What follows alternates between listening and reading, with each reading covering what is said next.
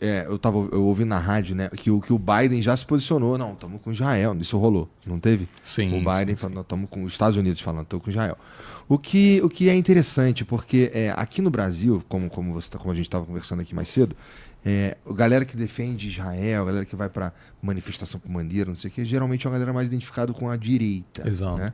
O Biden, ele estaria, teoricamente, num outro lugar, mas ainda assim apoiando Israel, o que chama atenção para o fato de os Estados Unidos sempre estar com Israel.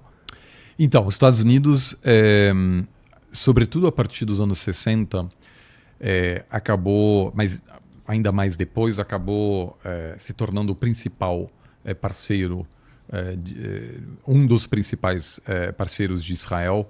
Os Estados Unidos, em função da sua dependência do Oriente Médio, do petróleo do Oriente Médio, sempre priorizou essa região. Hoje não mais, porque os Estados Unidos se tornaram, devido a avanços tecnológicos, o principal produtor de petróleo do mundo. Então, os Estados Unidos hoje não precisa mais importar energia. Isso foi um dos grandes objetivos, porque havia uma percepção de que a dependência da importação de energia era uma vulnerabilidade estratégica enorme. E na criação da OPEP e da capacidade dos estados produtores de petróleo de artificialmente elevar o preço, que isso poderia causar choques econômicos nos Estados Unidos. Então, existe há uns 15 anos um consenso nos Estados Unidos de que o país precisa parar de priorizar o Oriente Médio para poder focar em outras questões mais importantes a longo prazo, como a ascensão da China. A reação americana aos ataques terroristas do 11 de setembro de 2001 foi de não apenas invadir o Afeganistão, mas 2 anos depois também invadiu o Iraque, estabelecendo uma conexão que na verdade não existia entre o caso afegão e o caso iraquiano, e se envolveu no Oriente Médio, causando muita instabilidade, uma quantidade enorme de vítimas da população civil iraquiana e, paradoxalmente, empoderando um dos principais inimigos dos Estados Unidos, que é o Irã. O Irã, que era antigamente um grande aliado, fruto de um governo que sucedeu a esse golpe promovido pelos Estados Unidos. Então, o Shah do Irã foi um grande aliado dos Estados Unidos. Aí aconteceu a revolução no Irã em 79 e o Irã mudou de lado e acabou se tornando um grande inimigo dos Estados Unidos. Então, nesse cenário, sobretudo com o Irã declarando como objetivo a destruição de Israel, essa relação entre Israel e os Estados Unidos se fortaleceu muito. Hoje Israel tem um acesso grande devido a apoio econômico e bélico dos Estados Unidos, tem as forças armadas mais sofisticadas do Oriente Médio, tem um programa nuclear, possui armas nucleares, não declaradas oficialmente, para se defender dos seus vizinhos. E isso, obviamente, também precisa ser mencionado na hora da gente falar sobre por que o Oriente Médio é tão instável, que a criação do Estado de Israel em 1948 deixou uma questão fundamental de lado. O que vai acontecer com as pessoas que estavam morando lá antes da criação do Estado de Israel? E aí sempre as pessoas dizem, o que você acha desse assunto?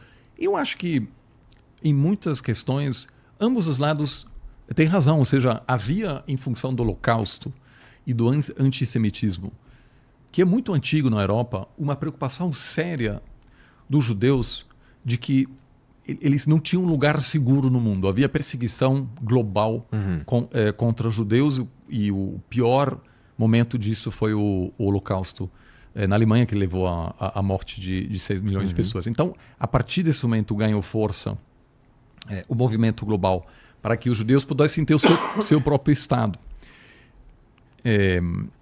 Mas, obviamente, essa população, isso levou a numerosas guerras nas décadas seguintes e nunca, de fato, foi resolvida essa questão de como os judeus em Israel e a população palestina que lá estava poderiam viver de maneira não só pacífica, mas de uma maneira que ambos pudessem prosperar economicamente e ter autonomia, seu próprio Estado. O que é o grande objetivo é ter um Estado próspero e autônomo israelense e um Estado próspero e autônomo da Palestina. Só que ambos reivindicam o mesmo território. E há e a gente não precisa entrar em todos os detalhes, mas houve uma proposta. Eu acho que houve 2 grandes momentos quando aquilo poderia ter dado certo. Um foi logo depois da independência de Israel, em 48.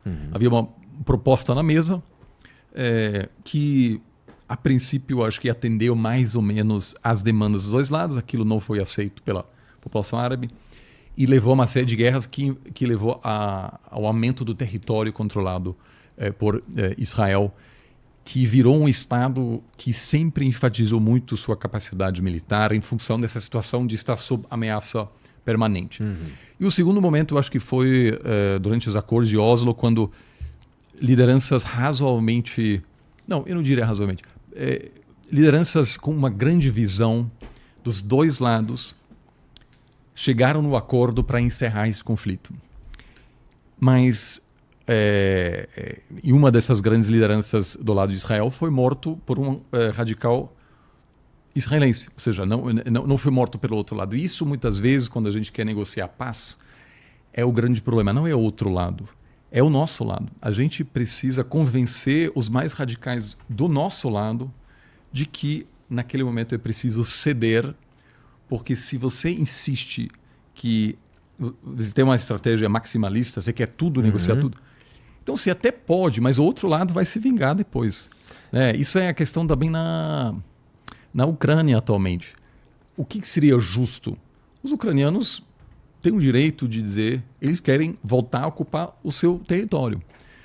Outros dizem, não, é preciso ser realista, a Rússia tem superioridade militar, então é preciso ceder um pouco para negociar uma paz. Aí os ucranianos dizem, não, espera aí, se a Rússia conseguir um pedacinho, eles vão atacar de novo depois. Então é preciso ter alguma confiança na boa vontade do outro lado, que infelizmente, no caso israelense e palestino, se perdeu há muito tempo e agora, em função da quantidade absurda de vítimas entre a população civil em Gaza, eu acho que a chance de uma paz estável se perdeu durante o tempo das nossas vidas. É muito difícil porque o conflito, mesmo sendo vencido por um lado, isso é interessante que no caso de guerras entre Israel e seus vizinhos, muitas vezes a resposta foi tardia, mas levou à construção de alguma milícia, por exemplo, Hezbollah. Hezbollah, que é contra quem Israel está de fato em guerra, não é? Contra o Hezbollah. Então, tem um primeiro conflito entre Israel e Hamas, que controla Gaza. E aí, obviamente, também é uma questão difícil porque